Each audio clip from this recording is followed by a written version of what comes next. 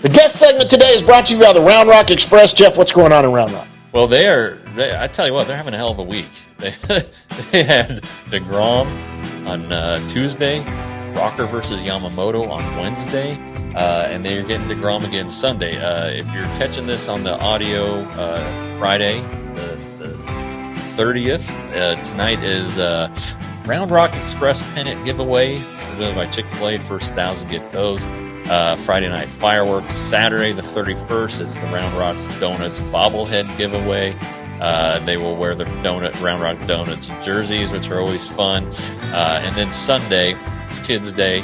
Kids are back in school. They need a break, so get your butt out there to Dell Diamond. And then they don't return home until September 10th for their final homestand against Sacramento. We'll get into that in the next show. But for more information, go to milb.com/round-rock. All right, guys, and joining us from Asheville, North Carolina, it's Texas Rangers' first-round pick in the 2024 draft, and that is Malcolm Moore, catcher out of Stanford University. Not related to me, even though I'm a Moore. But I don't know, somewhere we might be. Malcolm, what's up, buddy? How's it going? Thanks for having me, guys. Yeah, I'm not very good with time zones, apparently. Malcolm's been standing by for a while, and so I've screwed him over here, ruined his day.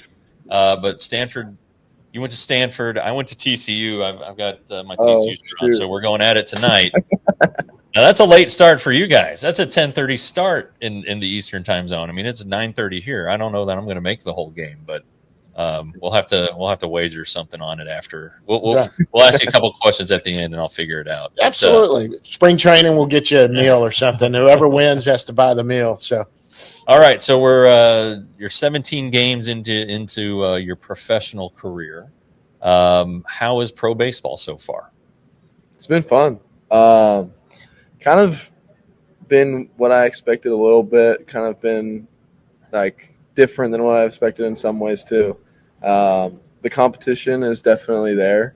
You get a lot of guys that they throw hard, they have good stuff, and then you get a lot of guys that don't really know where it's going. So it's kind of a little bit of a change from college, where it's like you get a lot more of the polished pitcher, you get a lot of pitchability but less stuff. So it's definitely been a little bit of an adjustment, but I think it's been going great. And I mean, all the guys here are just great people, and I mean, it's all around throughout the organization, just great people. Yeah. So you were drafted 30th overall? 30th overall. Rangers had the last pick of the first round. Signed pretty quick. Went out to Arizona, met your new teammates. What was was there like an instant bonding process with all those guys? Yeah, no, I got really close with them right away. They had us separated from the ACL team. We were actually in the big league clubhouse. Oh, we were, like the first only big leaguers that for the first week we were there. So I mean, that was really cool, and definitely got close to everybody. We were just around each other all day, every day. So I mean, just got close, and I mean, really great people. So what is one of those days like? Do you guys go early to try to avoid the heat in Arizona? Yeah. So in Arizona, our day probably starts at like 8:30 or 9, and then we'd usually lift. When I was there, we were having a bunch of meetings just because like it was all the draft guys. So we had a bunch of meetings in the mornings, whether it was like with our positions or with just everybody, and like going over just like the play, like they call it like playbook meeting or whatever, something like that. And then just going through that, and then we'd lift, and then we would hit batting practice, and then we would eat lunch, and then we would just go out and either play a game or we would do some like training on the field. Okay. But it was hot. It was definitely hot. You could not really escape that heat. Like it starts to get to like 110 and like 11 o'clock in the morning. So yeah. I mean, as nice as that complex is, there's not a lot of shaded areas. No, there really aren't. And I've looked for them for almost 20 years now, and there just aren't many of them. But Arizona's one thing, completely different weather in North Carolina. You show up in like the middle of the hurricane. Yeah. What was that like? I mean, I'm from where you are in California, you don't get hurricanes. No. We showed up, and I saw on like the forecast that there was going to be a hurricane, and I was like, oh, that's new. But no, it really wasn't that bad. Thankfully, it missed us for the most part. We had one rain out, like so we missed the day. But for the most part, it was just heavy rain. Like there wasn't too much wind or anything. Like Okay. wasn't anything I haven't seen before. But I mean, I really enjoy the weather out here more than Arizona. That's for sure. Yeah, you guys were in Hickory, so I mean, Hickory is kind of, I guess, Western North Carolina, or you're definitely not on the coast. I think Asheville though is right. Are you close to the coast in Asheville? I'm not really sure. It's No, about you're not. You're not. I'm thinking of Wilmington. Okay. Whatever. A lot of rain. So how is you talked about the pitching is better stuff. Do you feel like it's equivalent to what you saw in the Pac-12? I think there's definitely guys in the Pac-12 that throw similar to the guys here. I think that all around you get much better stuff here. But I think like you definitely get glimpses on Friday nights where the pitcher like is a guy that is here. But for the most part, I think that the pitching here is better. Okay. What he's talking about, guys, Friday nights in college, that's usually your ace in college. So when Friday night, you're facing their best in a college series, and what you're saying is some of those guys definitely compare. But every night here in A ball, you're facing stuff that good. Yeah, I think my freshman year at school, like I think all three or two out of three of our starters, like on the weekends, they are similar to guys here. Okay, all right, yeah, and I mean, everybody knows, or if they don't know, they should know Stanford's tremendous college baseball pedigree, and you guys aren't messing around. So, as a catcher, you get dropped in the middle of a season. You have to learn these guys. So, how are you learning about Alejandro Rosario and Aiden Curry, guys like that? Yeah. So the first night that I caught Rosario, and I mean that guy's special. He's really fun to catch, easy to catch, and I really hadn't seen him throw a bullpen or anything. I just went in the game. So before the game, I went on there's this thing called True Media, and it's like video for everything, and it shows like you can make scouting reports on the other team. And so I went through his pitch mix and just looked where he threw everything, and then kind of looked on the other team where their misses were, where they swung and missed. And so I kind of did that, and then just being around the guy, being around all the pitchers all the time in the bullpen and everything, it just gives me a connection with the pitcher. And once I get out there, you feel much more comfortable. Yeah, I mean, he's the guy who's really kind of shot up. He's getting a lot of publicity now. We had him on our show earlier in the year. He's like the nicest guy. What makes him so good? I mean, obviously there's a lot of control in there, but a lot of velocity. But what do you think makes him so good? I mean, he can throw 3 pitches for strikes, and that's pretty good. And he throws effortlessly, and it's 98, 99, and he knows where it's going. I think it's the biggest thing. Yeah, and if you've looked at his story, it's interesting because he had a very large ERA. It was hat sized, and the Rangers just found a way for him to zero in. It's pretty cool how these guys develop when they get into the system. So the Rangers have you in their system now. They really emphasize what they think you're great at, which is managing pitchers, getting to know them like you're talking about. Is that similar experience to what you had at Stanford, or are there a couple new wrinkles? No, it's pretty similar. I think just for me, the biggest thing is just being around them and making friendships. So kind of just spending time in the bullpen, or just spending time around them, playing catch, being there for them whenever they need, and then being around them in the locker room, kind of just helps me create that relationship. And then just going out of my way to do things for them because they appreciate a catcher that is there for them, because if you're there for them off the field, then you're going to be there for them on the field. Yeah. The hitting side of things, you started off a little cool, but you finally got your home run. You hit another one earlier this week. Yeah. Has that been a challenge too? Yeah, I think the last time I played was May, so Right. kind of Exactly. going from like June, July, and then like coming out here in August, like mid-August, or I think it was early August, coming out here, and just basically getting thrown into the fire. I think it was like a little bit of an adjustment for me, just kind of trying to get my timing down, everything, and it definitely took me like a couple weeks, but I think I'm finally starting to find that like groove, and I mean the game's just been the same, but just starting to get back in the groove of playing every day, and I mean it definitely takes a while after you take time like that off. Right. Was there ever any discussion about you not going out to an affiliate this year, or was it, because they no that you're always going, huh? Okay. Yeah, I think so. I mean, I just wanted to, like, you can go and train as much as you can, but like it's really not going to be the game. You can't really do anything that's 100% similar to the game. So kind of getting out here and throwing out here, even though I did struggle for a little bit, like I think that's the best way to learn is through failure and kind of just working through things. So I think this is very important that I was out here, and I'm very excited and very thankful that I got this opportunity to come out here. Yeah.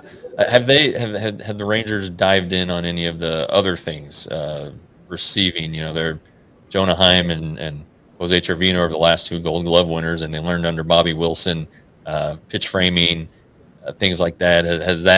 Have they touched on that yet, or are they just waiting until you get through this year to go a little more heavy on that? Yeah, I feel like I've probably learned more about catching in like these 3 weeks than I had at Stanford, like, and throughout my whole catching career. Like, so after every time I catch, we go and we watch the outing and kind of just look through each pitch that I got and kind of what things I did good and things I did that I could do better. So kind of just learning how I need to move to a ball or to receive the ball, or kind of how to move to a block or stuff like that. It's definitely helped me just understand myself better as a catcher and kind of what I need to do to be good and be like ready pre-pitch and everything like that. So I think kind of already we've been diving into that, and I think it's helped me tremendously so far. I apologize. I haven't seen a ton of catching video on you from Stanford. Are you a one knee guy? Were they doing the one knee stuff there? And is it a hard adjustment? I mean, it just seems like it's kind of swept baseball by storm here in the last 4 or 5 years. Yeah, I go right knee down for the most part. Okay. I feel like I can just block the best, receive. I feel like I get the most leverage and I can throw the best out of it. So I mean, I do that pretty much exclusively. That's crazy. I just can't. I'm almost 50, and John's older than me. Yeah, so I'm old. We're you can look back at the old catching videos. Like if you go watch a game on MLB Network, I was watching a Mets Astros playoff game, and Gary Carter, who's in the Hall of Fame, one of the best catchers ever, the way he was catching, it looked so like he couldn't move at all. Yeah. It was ridiculous, and now it's just so streamlined, and you got to be an athlete. I think that's the biggest thing, and well, that's one of the toughest positions. I played ball a long time, and the toughest position I ever played was catcher. I mean, you're in on every pitch, and that's fantastic. But, man, there's a lot going on back there. Yeah, why do you like catcher? Why did you fall in love with catcher? You're just you're in the game all the time. So, like, whenever I'd play outfield, I would kind of just get bored, or infield, same thing. Like, you just get bored. Like, you're not doing anything on defense. You're just kind of standing there waiting for the ball to get hit to you. But when you're catching, you're calling the pitches, like it's your work, you and the pitcher's work, and like you're working together and you're in every pitch, and like what you do directly affects the game, and I think that's why I like it so much. Well, I am pushing my son toward catching. He's 12. He likes the idea of throwing guys out. Yeah, but he doesn't like the idea of blocking balls. I was like, if you can't have one without the other, pal. You got to do them both, big boy. So, but it is every play. The ball is in your hand. Yeah, and that's got to be great. So, the way we work the show, I ask those hard hitting baseball questions that you just had to answer. And then John kind of dives into you a little more on the personal side, not too personal. Yeah, we're But not. Yeah, we're just so going here to we get to go. know you a little bit. So, first of all, you're out of McClatchy High School in California, right? Yep. That's in Sacramento, California. Did you play any other sports in high school? I didn't in high school. I did all the way throughout like middle school and everything. I was always just super athletic, wanted to go play every sport, but once I got to high school, I kind of just played baseball. So McClatchy, do you know McClatchy? Do you know what that McClatchy is? It's Sacramento Bee. Right. It used to be the media company, and they Yeah. owned my newspaper when I worked for them. And Yeah. anyway, that's Little trivia. That's something to talk about over beers when you're we try to educate as we go along here. Jeff will jump in and educate. So let me ask you this. So you went to Stanford. You ended up going to Stanford out of high school. So obviously you were recruited. That's a great college baseball school. Any other places you considered? Where do you have other ones you were visiting? Or maybe it came down to Stanford and someone else? I committed my freshman year of high school, so it was very early on. I didn't really have that many offers outside of Stanford. And once Stanford offered me, it was the right decision for me. And, I mean, I'm super glad that I made that decision because Stanford is just a family that I'm super glad that I can always go back to. And it's a special place, and the people there are special, and the place is super special to me. What did you major in? I mean, you got to be smart to go to Stanford. Yeah, so I'm actually undeclared right now. So you have to declare. So everybody's undeclared before their junior year. And so because I was a sophomore, I hadn't declared yet. But I was going to declare in science, technology, and society. It's kind of like a mix of a bunch of different stuff. Like you can kind of choose your own path, but it's similar to like a business. Stanford doesn't have an undergrad in business. So that's what I was going to do. But now I'm not sure. I might change it and do something along the lines of psychology. Well, one of the big things for Jack Leiter, who you will probably catch one day soon, is that he wanted to finish his degree. That was very important. So I don't know how far you want to take this thing, but it sounds like you want to keep going. Yeah, I'll definitely finish my degree. Nice. Nowadays you can do a lot of stuff online, right? You can get some of it in online. Yeah, that's one part that stinks about Stanford is there's no online classes. So you might. Is there a chance then you might have to transfer to online to finish? So you can take a certain number of units that can transfer over from different schools. So I'll probably do that for like stuff like my language requirement and stuff like that. But thankfully, Stanford starts pretty late in the fall. They don't start until September 24th or something like that. So I'll be able to go back in the fall and finish like a quarter a year. Yeah, get a semester a year or something and try to get that in. That'll be pretty good. Yeah. So Stanford, pretty good baseball school. With Rangers ties, Steve Buechele. Yeah, went to Stanford, a great third baseman who was roommates with probably my boyhood hero, John Elway, who played baseball at Stanford. And then sure those pictures are hanging up all around those walls there. They got a Cy Young winner, Jim Lonborg, did not go to play for the Rangers. Mike Mussina, who's in the Hall of Fame. So yeah, the Rangers had a first round pick. What was his name? 2005. I can see his face. I know I met him. Anyway, great baseball school. You got some scouts out there that watch Stanford for sure. They're going to get scouted there. So let me ask you this. So we'll get into more of the food side of stuff here. I like to get into guys and their food. So what is your favorite type of food? I mean, if you're going to have your choice, are you like a steak? What's your favorite? I think my favorite type of food is sushi. We've had a few of those. I'm a big sushi guy. California, we have a lot of good seafood, so I really like that. But I mean, I don't mind a good steak either. So, okay, now this is another one. Fast food. I know you guys are all into health. You don't, but every once in a while you got to go somewhere and you got to hit a fast food joint. What's your go-to? I'd probably go Taco Bell or Wingstop. Okay. Both are good. Both are good. I mean, Taco we hear Bell. Chipotle a lot. We hear Chick-fil-A. You ever get some Yeah. sandwiches from Chick-fil-A? Yeah, I like Chick-fil-A. We had it a lot post-game, so I kind of got tired of it. Yeah. That's cool. But, I mean, I always like that kind of stuff. Okay, so we got to ask this question too. Now I don't even know if you've had a chance. There was one in Arizona where that is. Yeah. So, but in California you didn't. So there's the big debate over In-N-Out and Whataburger. Have you had a Whataburger yet? I have had a Whataburger. Okay, so are you In-N-Out? I'm In-N-Out. I like In-N-Out better. Well, you grew up In-N-Out, so that's. But if you're going to be a big leaguer in Texas, you're going to have to start now. The In-N-Outs are here now. They got In-N-Outs in Texas, yeah. Yeah, they do. Whataburger is a sponsor. There's a Whataburger in the ballpark, but you can't buy a combo meal.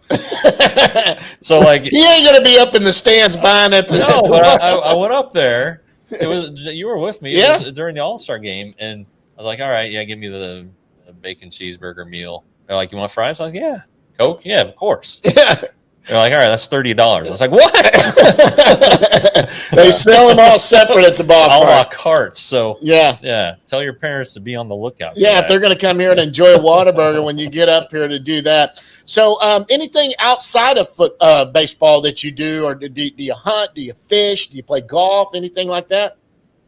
I like to golf a lot. That's what I've been doing on our off days, golfing. And then when I was at home on that time off, I was probably golfing like every day. Oh, nice. So I really like to golf. Here, like, you have a lot of downtime, but it's like not enough time to like go golf or anything like that. So watching a lot of TV. I read. I've read a couple good books. Like, I was reading a bunch of the like mental books, like the mental. Building your mentality and getting stronger mentally and all of that. I was reading those books, and then I got into like nonfiction books and kind of just like stories. So I've really enjoyed that. But lately, I've been watching a lot of TV and just doing that. What are you streaming? Any show you're streaming right now? Right now, I'm watching Prison Break. Okay. Okay, that's an oldie good one. Yeah, somebody go back and catch You that. kind of look like the main character. You do. I'll tell you what's good right now on Apple TV. It's called Bad Monkey. It's got Vince Vaughn in it. It's based on one of my favorite authors' book. Carl Hyacin is a goofy guy. They're good books if you want to read something light and funny, fiction books. But that's good stuff that you're reading. I always recommend The Wire to people. It's never seen The Wire. That's a great show. Breaking Bad, if you hadn't got on Breaking Bad yet, and all of that. So, well, listen, look, you've been on here 20 minutes. Yeah, we got to ask them the big question. The big question that we end on every time. I'll give you some examples because you'll do it. It's what is something that nobody knows about Malcolm Moore? And let me just give you an example. Jack Leiter, who will be a teammate of yours one day, hates peanut butter. Don't understand it. Hates loves peanuts. Something about peanut butter he doesn't like. Chris Young, your general manager, he said he's really into true crime TV shows. So he loves to, like, when he gets a break, he likes to watch true crime TV shows. What about you? Is there something? What is something nobody knows about Malcolm Moore? I'd say I'm like my favorite sports team is the Kings. I feel like that's kind of something that you could kind of find from Sacramento, but I think that I'd rather watch the Kings game over anything else. Really? So you love to watch basketball, and your team's the Kings, and boy, if they're on, you're trying to find it. Oh, Are you one of those guys, like, if you're playing a game and they're playing, you record it, you don't want to know, don't let anybody tell you a score because I'm going to watch it later tonight?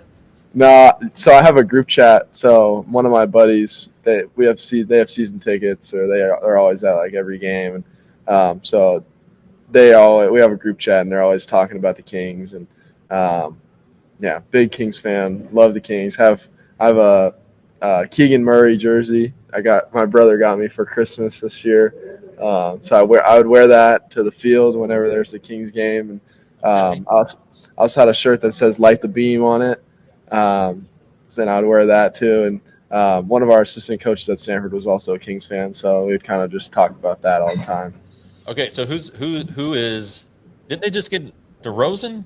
Yeah, I didn't make that up. All right. Yeah. All right. I don't know. I mean, I watch basketball during the playoffs, and that's it. I mean, I'm a Mavs fan, but I don't watch them year round. I get beat up on that, but I do like to watch playoff basketball. But I'm not you. You stop down and you watch it there all the time. That's your team. Mhm. Sabonis, right? Yeah, Sabonis, De'Aaron Fox, Keegan Murray, and then now DeMar DeRozan. I'm looking forward to that. Yeah. All right. And you're coming into the offseason, too, and basketball's kicking up. You're going to get going here in a little while. Well, Yeah. listen, Malcolm, look, I know that you guys are busy. You're playing professional baseball now. You're in the Rangers organization, first-round pick. Fun to have you on here with us. So we'll see you out at spring training. We always run into you guys out there. And we always, when you get to Frisco, we'll be out there a lot because it's here locally.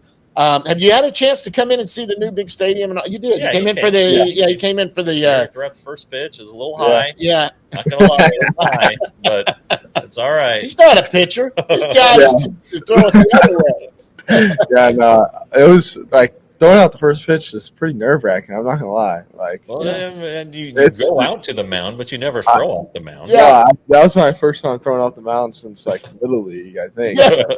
Usually when you're on the mound, you're trying to calm someone down or tell them Yeah. what to do. I'm never like looking at the catcher on the mound. Like I've never. It was definitely a different experience, but it was awesome and great hospitality when I was out there. And I mean, the fans there, they packed it out both nights when I was there, and I mean, it was really cool. Nice. Perfect. All right, man. Listen, it's great to meet you. We're going to see you out at spring training for sure, and maybe try to catch you when you get up here. Malcolm, thanks for stopping down and coming down with us. Yeah, of course. Thank you for having me. All right, buddy. We'll see you later. That's Malcolm Moore. We're going to go down in the bus leagues right after this, guys.